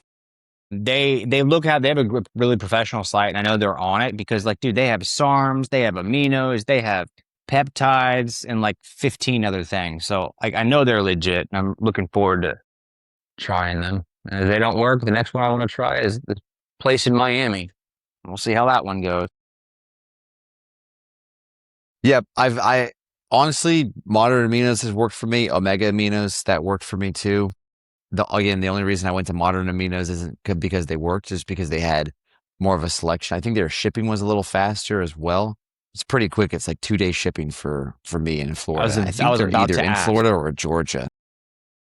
They're in Florida or Georgia? I think they're Florida, Georgia. So they ship quick. It's FedEx 2-day. Oh, sweet. Yeah, it's you got to pay $15 for shipping, but you're getting your money's worth there, because by the time you order it and you go, where are my peptides? They're at your door. I also think I had free shipping, because I think if you spend over, I don't know how much, but I got free shipping from them. I think the first one that we tried, I think that's also Florida. I don't know, but it was fast as well. But I think all of these guys do FedEx 2 or 3 day, because everyone I've ordered from, it shows up like in like 2 or 3 days, because, you know, I guess they don't want that stuff going through the weather or anything like that. The heat. All right, so what's your stack? You're doing Modern Aminos, and you got GLP-3, GLP-2, and then Tessa? I have GLP-3, 2, Tessa, and then I have the MOTS-c here from the Peppy company. And then once that one runs out, I'll try it from the amino company. But yeah, those 4. Reta, GLP-2, Tessa, and MOTS-c. And then also, like, peptides are great doing their thing, but I wanted something for the workout. So that's why I got those three things that you had. And I was also looking up, I didn't realize that like those are the things that are in a lot of the pre-workout, which was great because you don't, I don't want that caffeine in there, where you itching your face and all that stuff. Actually, that's fine. I just don't want that crazy cracked out energy. But ever since I stopped SARM, I wanted something for a boost at the gym. So that's good too. Creatine, beta alkaline, and then I don't know the third one, how you say that one, Tesamorelin, whatever it is. So, and I looked it up. One of those is for a pump, which was great because I was going to get that anyway. I love that full pump look you get when you worked out, and I wish it was a permanent freaking look, but I love that the pump. That's everything other than the protein supplement. Yeah. So beta-alanine, L-citrulline, and creatine are all very documented as far as helping recovery, endurance while you're working. So, I haven't done that one in a long time. Sorry, I had to. Go ahead. Those are the only ones that are documented that have like research. Everything else, to me, I don't want to waste my money on a bunch of supplements. And then also, I don't like pre-workouts. I don't need the stimulants. I don't need the caffeine. And I don't like, there's even stim-free ones that stim me out because they're stim-free, but there's a stim-free one I got from GNC, but it had a nootropic in it, or a nootropic. And I looked at it, I was like, oh, it's nice. No caffeine. The guy said it was awesome. He uses it. I get home. I think I told you this. I took it and I am pouring sweat. Like 10 minutes in, I'm just pouring sweat. And I'm like, great workout. But I felt that super focus through the night, messed up my sleep. So it wasn't like energy, but it was like very like super, super focused on it. So I was like, I don't want to do that again. Maybe in the morning, that'd be cool in the morning or like for the weekend. So I don't hate that. But when I'm done work, as soon as I get home, I literally just change into my shorts, go into the garage. I don't sit down, and then I'll get home. I'll take the beta-alanine, citrulline, creatine. I'll mix that up with some electrolytes, throw that back, go upstairs, change. By the time I'm ready and back in the garage, ready to work out and everything's set up, you can feel it. You can feel like, you'll start itching. So with the beta-alanine, so, maybe keep that at like 3 grams, but it gives you a good pump and it helps with recovery and helps with endurance, especially when you're doing the weights. So all of those you should see good effects from. Most of the ones that I got, those 3 that I bought yesterday, all of them except the creatine, I got non-flavor. So I was going to put it in my electrolytes powder that I got because I carry like a gallon of water all day or half a gallon, and then I put the electrolytes in there. So I'll just put it all in that. So I know what the creatine does. You already told me what the beta-alanine does. Hopefully because it gives you the tingle and the pump. What does the L-cricoline, however you say it, do? Yeah. What does that do? So this one helps with nitric oxide. And then helps with endurance while you're working out. All right, cool. Yeah. So I used to take this thing called Cardio Igniter, and it was a non-stimulant and it was amazing. But I don't know. I haven't looked at that in a long time. So yeah, I wanted some sort of pre-workout because, man, it's so fun having supplements. And can you imagine if we were doing this with like no peptides, no nothing? I mean, man, that would be boring. It makes it so fun. I know. Yeah, no, it does. Honestly, what's funny is the peptides gave me kind of a resurgence because I was just hitting a roadblock of like, I think a lot of guys get to this point where you hit a plateau, and maybe you've been working out for years like you and I have, but you hit a plateau and you kind of hit that peak of like, okay, here's as locked in as I can be with my workouts, all natural, maybe no supplements. And you get fatigued and you either stop or you have to go and buy something. And I was kind of hitting a wall where I just was changing my workout every couple weeks. I basically just asked chat, like, hey, here's like the core exercises that I want, build something around, either a body split, full body. I think I was doing at the time. The one I'm doing now is more of a body split routine with an emphasis of the muscles that I need to target that I think I'm weak in. And then my buddy Sean, he was, he's like talking about peptides. And I was like, dude, I think that's whack. I'm not putting a needle in me. You know what I mean? Like, I don't know where this stuff's from. And then I saw the effects that he had on Retta. And I was like, okay, might have to try that out. Right. And then did more research. And yeah, I mean, it definitely works. It gives new life to just working out. Yes. Bro, it was so funny. Yesterday I was trying to find, I think I was trying to find the link or the name of a certain peptide that you would send. I was trying to find a certain name, or I was trying to find the original company for aminos, the one that I just bought from. I typed in peptide in like the search for text, and you had asked me about peptides back in 2021. And you're like, hey, you were in the game early, at least knowing about it. You're like, hey, have you heard about peptides? It was like 2021.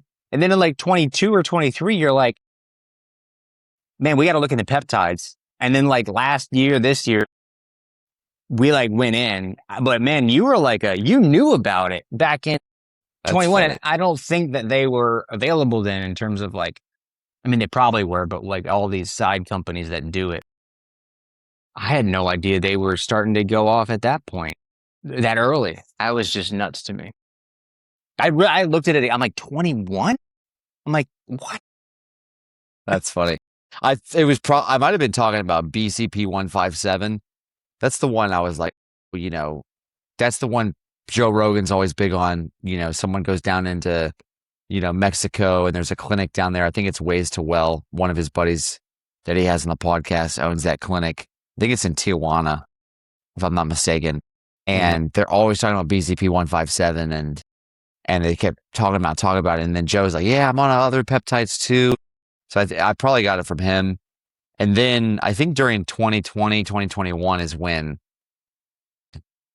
or not tirzepatide, Wegovy and like Ozempic was like coming out, I think. So I think, and then you have that with COVID and just the sedentary life. And a lot of people have been, a lot more focused on the gym. But I mean, yeah, peptides are really interesting. They're a direct,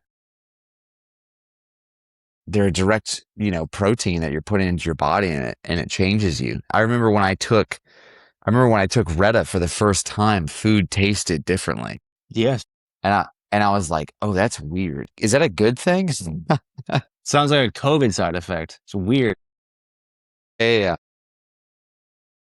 But yeah, they definitely make it a lot more fun. And this is just the beginning too, because you have the administration, especially with RFK, trying to push to get, a certain peptide list approved by the FDA that we can just use legally without it having to be in a gray market, which I think is sick. So there's definitely a lot of potential here. And this is just the beginning, because if you have Eli and Lilly that are making Retatrutide, and all the money, the trillions of dollars that are going to be made from that, when that finally releases, it's going to just blow Wegovy and tirzepatide out of the water. You think it's going to make $1 trillion? That's 1,000 billion. Maybe it goes worldwide. I tell you what, this country could use it. I think it will. I think it definitely will. I think it'll be $1 trillion. They make billions off of pharmaceuticals. I would assume, with just how much momentum and press there is already behind Retatrutide, there are people that will either jump ship, or they'll just go to their doctor or compound pharmacy, once they have a generic of it. But people are going to really want that. And that thing's going to be like probably like $1,000 or like $2,000 a shot. I can't imagine how much that's going to be. That's for what it people. used to be for GLP-1 and 2s. Like if you wanted the name That's brand stuff and crazy. you couldn't get a prescription because you didn't have some crazy thing like diabetes and insurance wouldn't cover it, you had to pay like $500, $700 to get like Wegovy for a month. So it says, this sounds really, oh, okay. As of 2026, GLP-1 drugs have brought in hundreds of billions globally, whereas GLP-2 drugs operate in a niche orphan drug market and generate a much smaller 5 to 8 billion. Well, anyways, Reddit could definitely make that. When is it going to happen? What's taking it? Why aren't they release the Reddit so we don't have to do the gray market thing? When is that officially going to? It's still in clinical trials. I can't wait Let to me try see. that stuff. Aren't you excited to try it when a pharmaceutical company actually makes it and cranks out the good stuff? The pharmaceutical companies always make, like, if you name brand versus generic is night and day with some drugs. Even Motrin and ibuprofen, there's a difference there. Advil and Aleve, there's a difference there between the generics. I would assume this stuff's going to be pretty souped up because, again, you don't know. You're praying that the company that you're getting this for on the gray market is reputable, that they're doing third-party testing, that the big thing that I've heard is that it's not just the strength of the peptide, but it's that there's no like harsh chemicals that aren't supposed to be in there while you're injecting it. Like there could be heavy metals in there, and there's something else. Oh man, I think Andrew Huberman was talking about this, that there's been a trace mineral, or there's a trace amount of a particular substance that's been in a lot of gray market peptides that at high doses can be detrimental to your health. So Great. that's not good. No. Yeah, you're always wondering when you get it. Like, I hope this is the company that has this good brand of stuff, and I hope there's nothing in it. Yeah, literally. Hopefully, this new one that I try, I hope it's going to be probably pretty good. At what point? This is one of the things I wanted to ask you about workout and our workout gym subject for the day. At what point would you start taking testosterone? Because we've talked about this, in depth, but that would be a last option thing for me that I would need to have. Like my test would have to be low. I'd have to be in my 40s and 50s. And I'd hopefully want to be done with having kids, because Ashley was telling me, obviously you can lose hair, but it can also affect sperm count and a whole bunch of other stuff I wasn't aware of. But yeah, at what point would you be like, what things would have to be done? What would the circumstances have to be where you'd be like, okay, let's try TRT? Because like it's the ultimate. I see guys that get on that stuff, and you can tell when someone's on it because they're just bulky and they're older and they look so good too. That stuff works. It is the stuff. Yeah. Yeah, dude, if you got on testosterone and growth hormone, you'll be looking like a superhero. It's crazy. So, the testosterone, you're going to put a bunch of money on, a bunch of muscle on. Growth hormone is going to have similar effects. It's not directly doing it like testosterone is, but it's going to help with recovery, which will help build your muscles. It helps with hormonal fat, which is usually around your midsection. So growth hormone helps shred that. Testosterone helps shred that too. You take both of those, you'll be looking like a superhero. But the thing is, though, one, it's not cheap. It's like $200 to $400 a month. The second thing is that if you want to do growth hormone, I think growth hormone is like $1,000 a month. I think growth hormone is like $500 to $1,000, if I'm not mistaken. Is that hard to get, HGH? I thought that was hard. I think if you go to a clinic, they'll give you whatever you want, especially if you're in Florida. They hand out this stuff. They hand out this stuff like candy. People in, especially this side, Southwest Florida, and then also, the Miami-Dade, like that whole area. everyone's very, Fit. big into looks. Yeah, fitness and appearance and looks. So the doctors are here to please. I But mean, what point would you be like, okay, I'm gonna give it a I would have to have low T.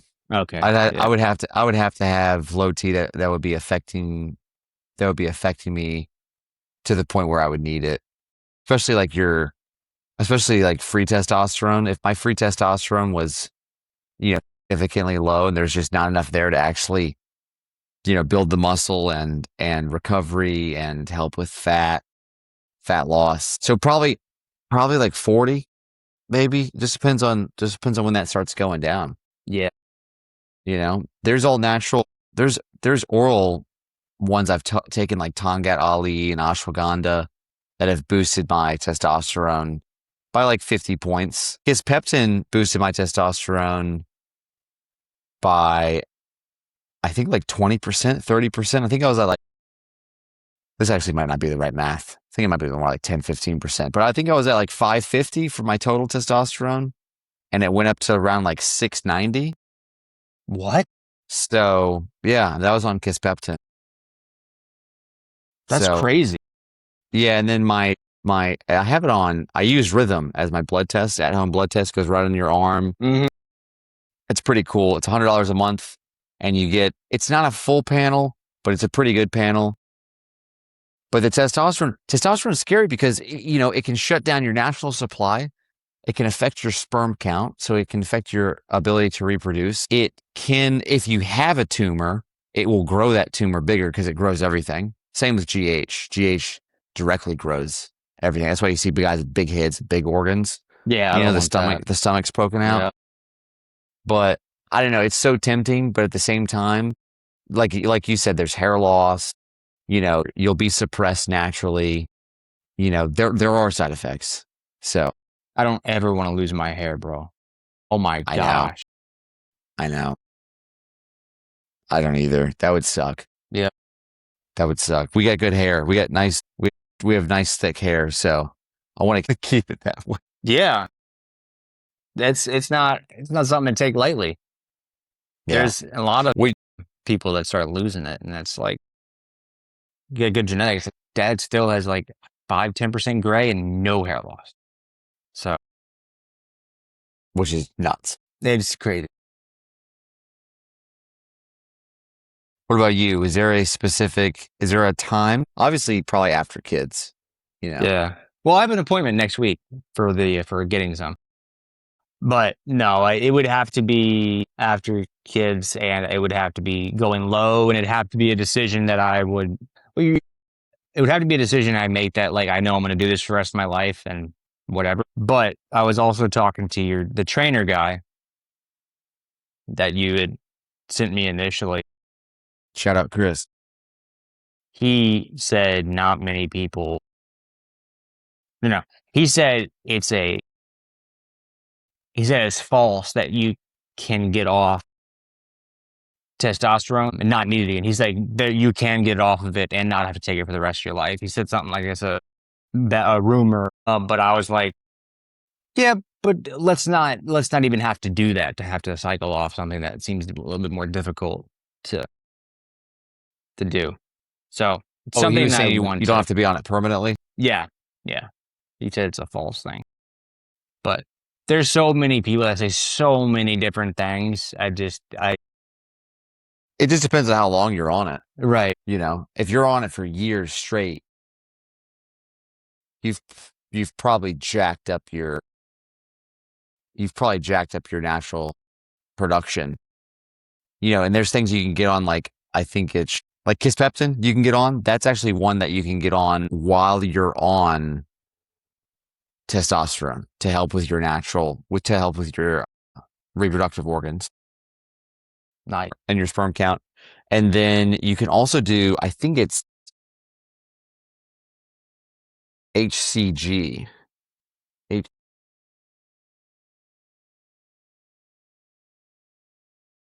Yeah, yeah, HCG.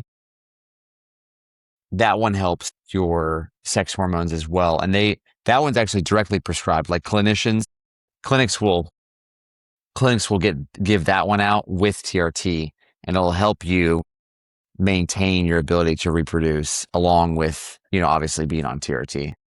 And then there's enclomiphene, and enclomiphene's more of like an all natural one, which you could look into. It's not all natural, but it tells your body that you have low estrogen. It tells your brain that you have low estrogen, so it naturally produces more testosterone because testosterone converts to estrogen. Mm. So there's like an indirect way of doing it. I tried that one and it worked, but I had very high blood pressure on it, which is a common side effect. And I naturally have high blood pressure. So that one kind of jacked me up. But that one you might like. It's like if you wanted a test booster that's not going to jack you up, that one's a good alternative, and it's a happy medium. What's the name of it again? Enclomiphene. Okay. I'll text it to you. Yeah, there's so many of them. It's crazy. I know. But you can get that one on online. They have online clinics that you can go to. You can go to like, Maximus. I think there's like TRT Nation. That's one of them. And they'll prescribe that. You literally just throw your blood test on there. It shows that you're a little low, and then they hand that one out like candy. But I've seen some people with some really good results on that. And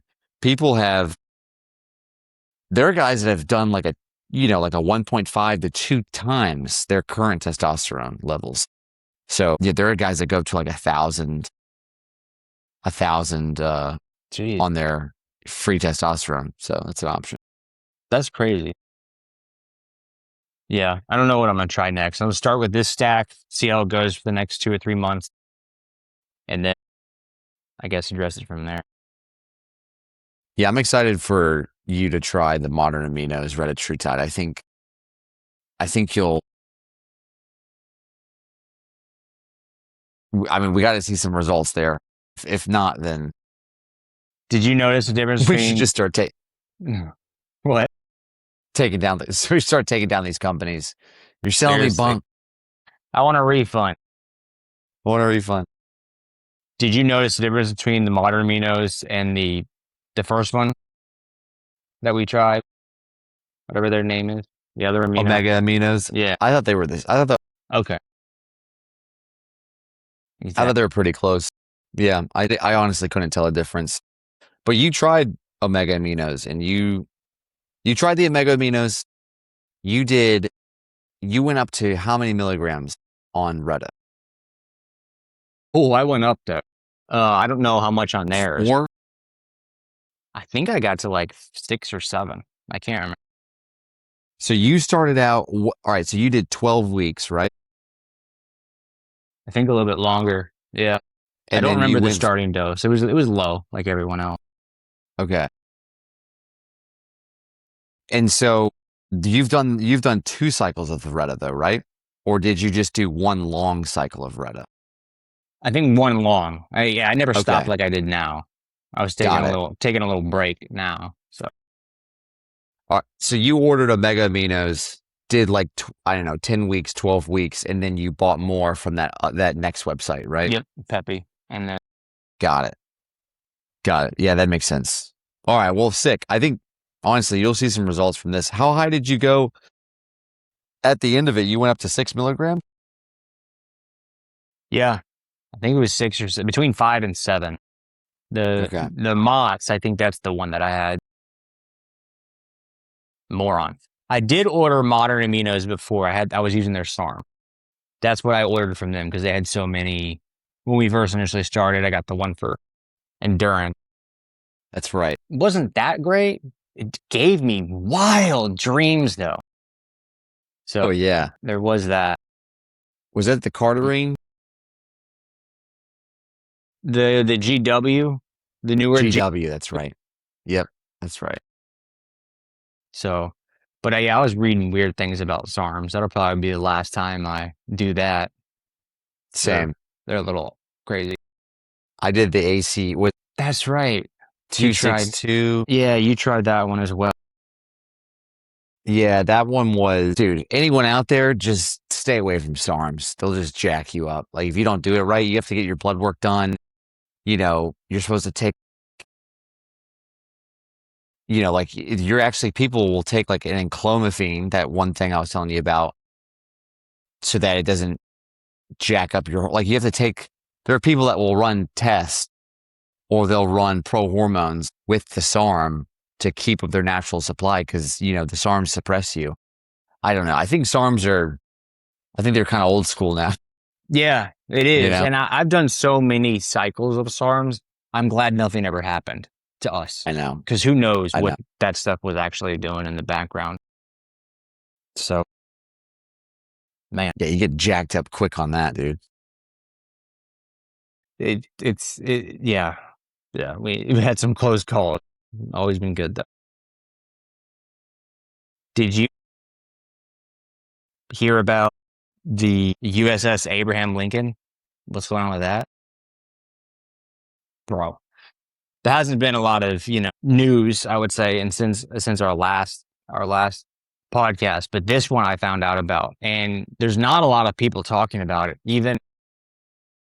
Even news stations that you would think would be talking about it because it does make the current admin look bad in a way. But dude, the USS Abraham Lincoln is an aircraft carrier that's been out in the Strait of Hormuz,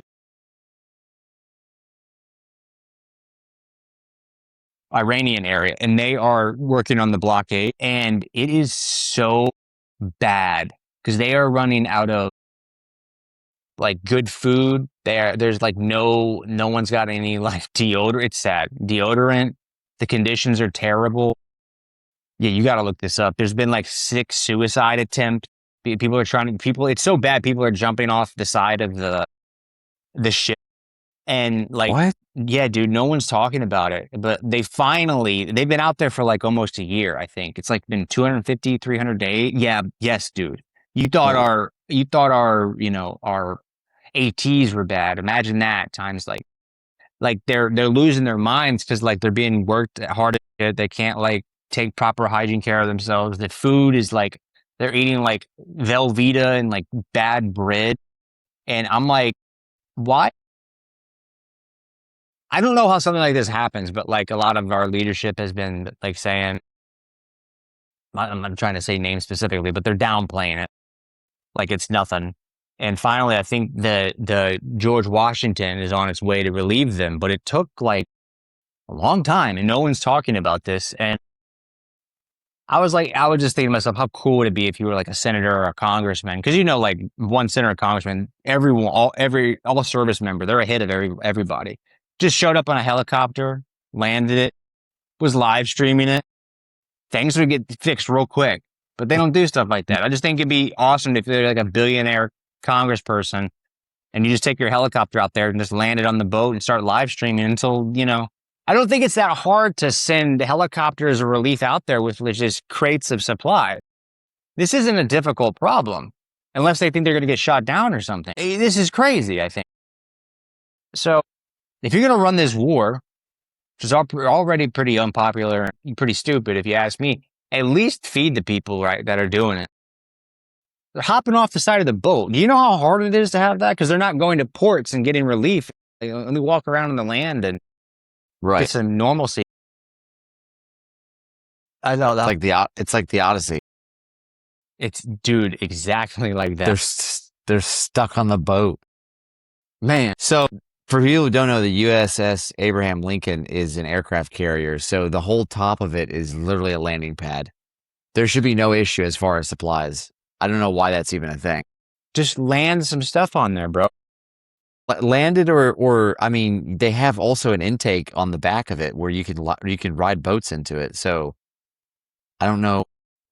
I think you and me will be able to get supplies there pretty freaking fast. There are plenty of ways to do it.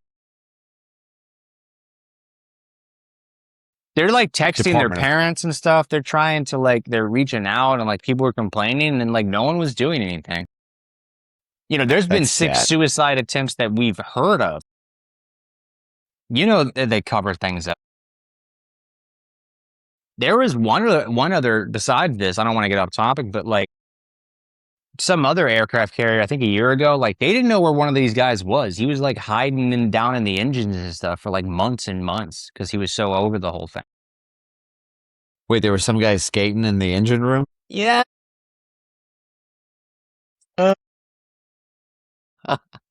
Nuts. Oh, that's so good. That's so good. But yeah, I thought this was So shocking. this left real quick for USS.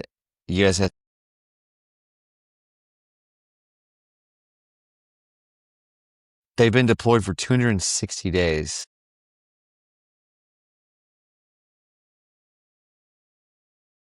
200 days without a port call. Well, of course, they're just sitting out there.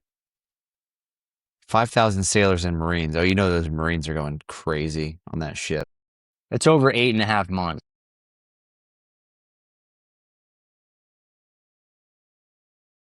At what point do they just start killing leadership? So this is what Trump said. On August 15th, Trump was asked whether the Lincoln had been deployed for too long. He replied that it had not been nearly long enough.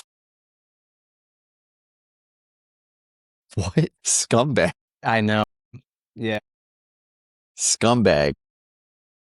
Yeah, and then Pete Hegseth That was guy, like, it was saying how it completely out of context. It's not that big of a deal. And it's like, guys, you guys suck. I mean, if you have people on board, crewmen, if you have military personnel complaining and you're not listening to those complaints, that's bad leadership. Terrible leadership. Especially if the food's bad. Yeah, that's the Like, least you can do. You gotta feed these guys. Yeah. I mean, they don't get there's not a lot of wins that you get throughout the day when you're in the military. Good food is one of them, though. Yes. And being able Yeah. to shower, bro. So they don't have clean water? I don't know the exact situation for the hygiene. I just know that like people are running out of deodorant and like it's just real bad in terms of like, so everyone stinks, everyone's hungry, not getting good food, morale is low. I'm just shocked no one, they're not killing people at this point. And I had this thing that like if they do a ground invasion, I would love to just see everybody put down their arms and like we're not doing that. They don't even the invasion. They're just like, Yeah, not gonna do it.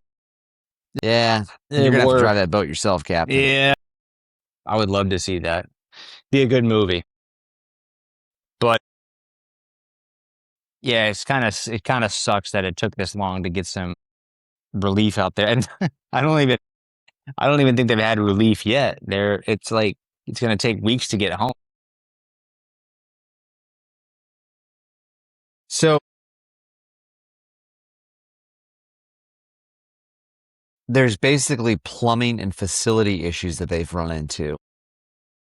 And there's a shortage of personnel and supplies to fix those issues. So there's been food issues, sanitation issues, long working hours. Also, why are there long working hours? You're just sitting in the bay. I thought the exact same thing yesterday when I logged. I'm like, why are you? You're not doing anything. I mean, unless you had maybe the intel portion of that ship. I could see them or counterintelligence. I could see those guys doing something, but it's not like it's a nuclear ship. It's not like they're throwing coal into the engine bay, Yeah, right. I guess I don't know much about, naval warfare and how like this type of ship specifically works, but I guess it just takes this many people to keep everything running. I have no idea. I don't get, they're sitting there. It's not like they're out at sea. Like, I don't know. It just seems weird. Yeah, they're kind of just, it is weird. Well, this stems from an absolute cluster Seriously. of issues that have come from just us being involved in this mess. And one, we shouldn't be involved with this at all. We shouldn't have the relationship that we have with Israel. We're the richer, we're the more wealthy, better looking, stronger, everything. But somehow we're bending to this country, and that doesn't make any sense to me. It's absolutely mind blowing. And it's sick. I don't know if somebody can ever win that is backed by AIPAC or anything. I was thinking yesterday, just as a joke, like if AOC runs against, let's say, JD, I might vote for AOC knowing that like the borders might fly open, the LGBTQ ABC thing will go crazy. But at least they're promising like student loan forgiveness, a higher minimum wage, cracking down on these healthcare costs. Like, we've gotten nothing from this other guy except like cuts to like the corporation, more war. Generally, every Republican goes to some sort of war. The Dems do too, but there's been no invasions under them. I might do it just to say, how funny. I probably won't vote at all, but I don't know, dude. Like they're not doing anything on our behalf. Not that any of them really do, but it's just nuts. And there's nothing more sinister and that bothers me as much as being controlled by another country. It just rubs me like you wouldn't believe.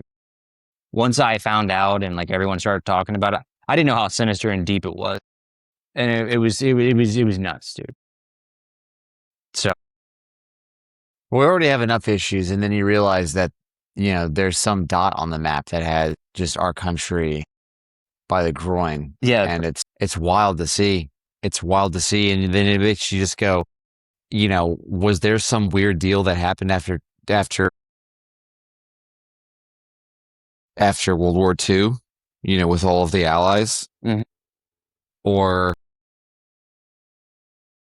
the issue with AOC and those individuals is they are heavily involved with communism and socialism. So you have that.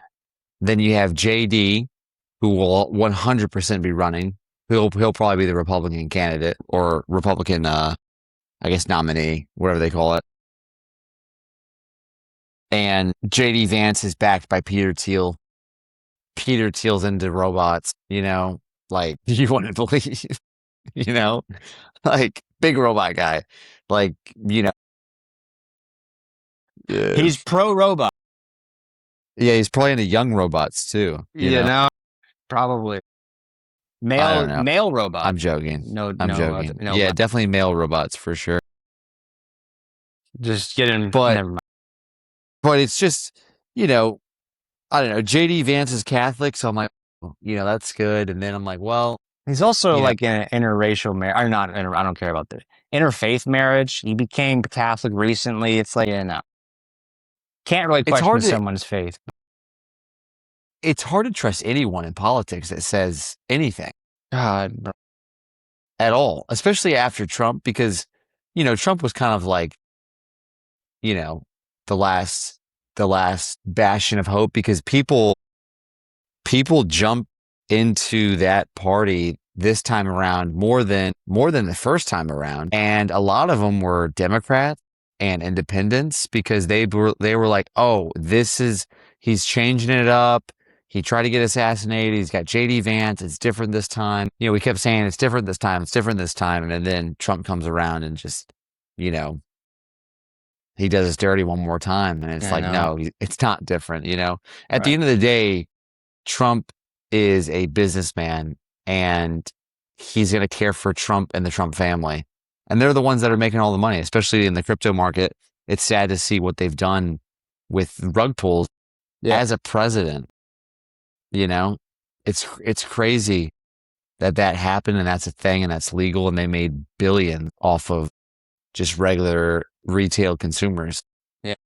trying to, oh, Trump's got a coin. That's my guy. I'm going to get it. And then, it's sad. Just completely ripped off his own supporters. And if you look into the amount of corruption that is going on, like, I'm not saying this just to say it. It's actually true. Like, if Biden or Obama did this level of corruption, the Republicans would be going absolutely crazy, or the Clintons, like, pay to play.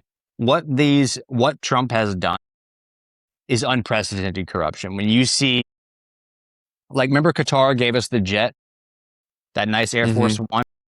Shortly after that, there was something that happened with Qatar, like they stopped getting tariffs or something. It was something ridiculous. And there was another country, like they did something different, and then they got some sort of relief because they did something for the administration. Like he's running it like it's a business, and it's not. Or the crypto scam, or the fact that like his sons are investing in all of these drones and war profiteering. Or it's disgusting. Or the fact that all the market manipulation that's going on, there's like a bunch of stock trades that are going on by him and his family, like after he tweets. Or the fact that like he's opening up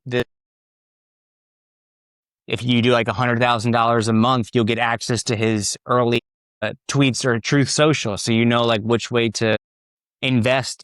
And it's like, you've never seen this level of corruption. It's actually like shocking. I watched a video yesterday on it and I was like, man, there's something. He did secure the border. He fought back against the disgusting stuff that was going on with the trans. But like, this level of corruption is quite disgusting, and it makes like what the Clintons did and like the other guys. It's like you're talking about billions and billions and billions and shady things that should never be done by someone in office. And yeah, it's nuts. Yeah, they talk about insider trading, and Nancy Pelosi's always mentioned, but nothing compared. No one's like, oh, well, what about the Trump administration? You don't think those people are doing insider trading with their families? You know what I mean? Yeah. They remind me of the Targaryens, that whole family. Yeah, the crooked Targaryen. I mean? Well, they all just have that vibe, like they're very. I'll tell you this: they get behind their guy. They back up Papa Trump, and no one's really outspoken against him or anything like that. That's very close with the family. I'm sure you would just get excommunicated if that happened. And then you have all of the Epstein issues with just the PDF files. Yeah. And his involvement with that lost him so much as far as, what does the average everyday person think of him? That was just eye-opening, I think, to a lot of people. The fact that he tried to downplay it, because they did release files, but... Well, the whole time leading up to it, there were files, we're going to release the files. He gets into presidency.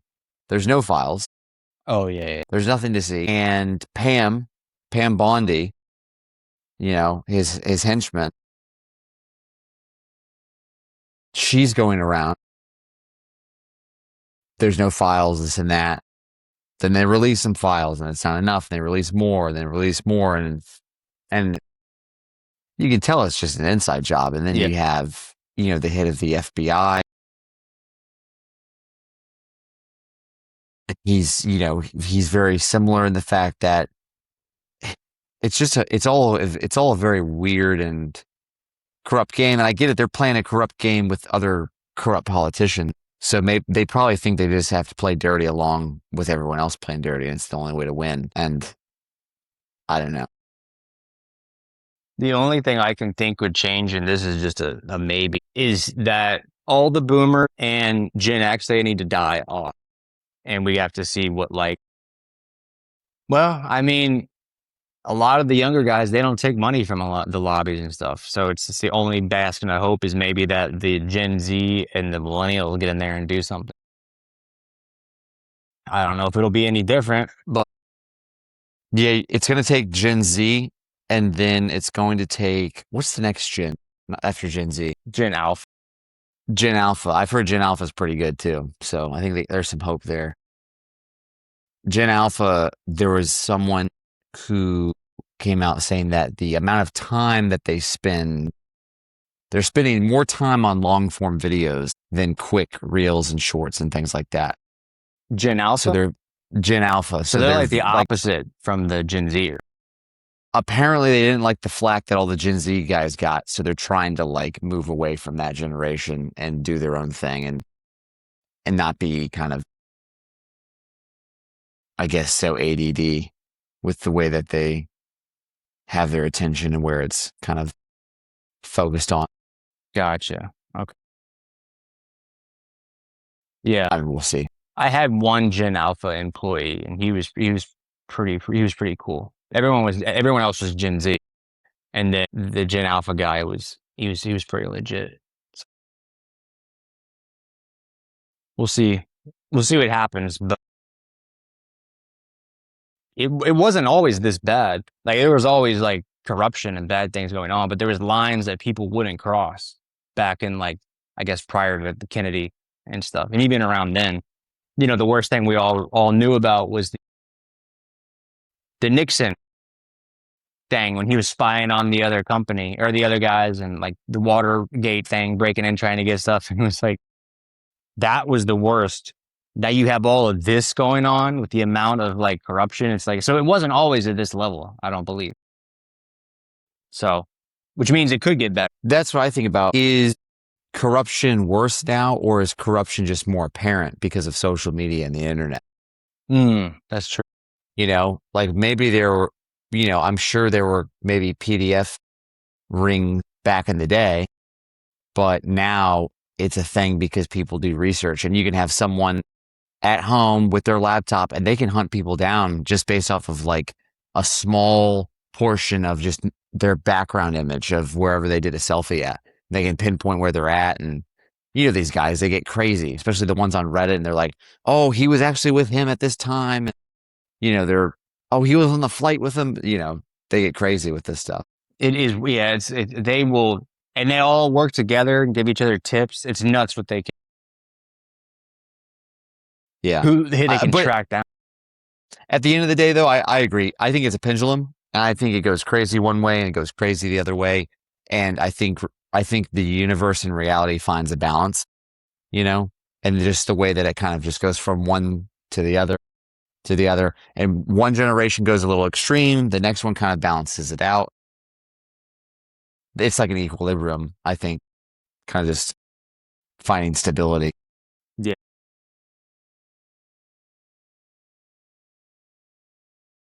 I think it'll get there, and it'll even out, like you said. But a whole lot of people need to retire in the meantime. Yeah. Literally. You got anything else you want to go over? No. The other two, it would just take a while, and they weren't really news. It was just a quick thing I was thinking about. But do you have anything? No, I think that's it. All right. Went over the big things. I wanted to go over, you know, the peptides, and I wanted to go over, obviously, House of the Dragon. Yeah. I have to find something else juicy to sink into. Oh, a show? It's gonna be a void. Yeah, there's gonna be a void there. I know. There's nothing to watch tonight. I was like, oh man. But it always comes out on Sunday. Yeah, I know. It's a nice little reset before the work week. I agree. Sweet. All right. Well, we'll cut it there. Sounds good to me. All right. Well, hope you have a good rest of your week. And yeah, everyone watching, like, comment, subscribe.